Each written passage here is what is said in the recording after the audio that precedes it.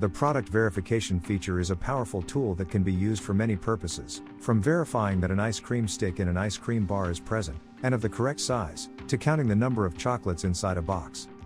You access product verification from the drop-down menu on the main setup screen. From the menu, choose Machine Setup, then Options. Then turn on Product Verification by selecting the box, and then hit Save in the top right corner to save this setting. This example demonstrates setup for a box of chocolates. For this example, the tool groups have already been set. The checkboxes to the left of tool and filter names are used to turn the filters, tools, or tool groups on or off. Refer to the user's manual for the setup and functionality of all the filter functions. Here the simple binary threshold, and the erode and dilate filters, are being used to enhance the image and give it a clear boundary. The piece, or count tool, is used to define what is called the blob count, meaning the number of blobs that must be found during inspection in order to accept a package. For this example, the blobs represent the count of chocolates that must be present in a complete box of chocolates. Now that the verification software is all set up, let's test it out with a box of chocolates that is missing a few pieces. It's important to note that during the product verification process, the X-ray system is still scanning for contaminants. This screen is showing that there were no contaminants detected. Now let's take a look at the filters we have set up. Taking a look at the product verification filters, notice the red bar indicating the product scan did not pass one or more of the filter requirements.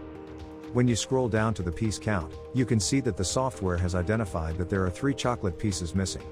This pack will be rejected off of the production line. The next application is utilizing product verification software to identify and reject any broken chocolate bars. Now let's look at the product verification filters.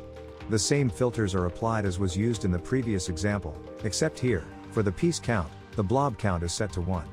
You can see on the left of the screen, the candy bar is shown as a single bar. Now we are breaking the candy bar into 2 pieces before running it through the X-ray inspection system. First we will check for contaminant detection. Product verification software will run simultaneously with contaminant detection.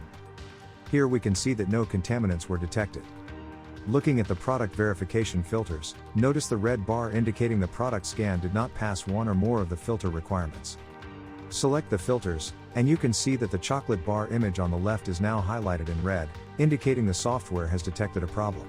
The piece count is now more than 1, so this is considered a bad pack, and it will be rejected off of the production line. Some other examples include verifying the stick is present for an ice cream bar. All the pills are present in a pharmaceutical blister pack. Are all components in place for an airline boxed meal? Contact us today to discuss your application.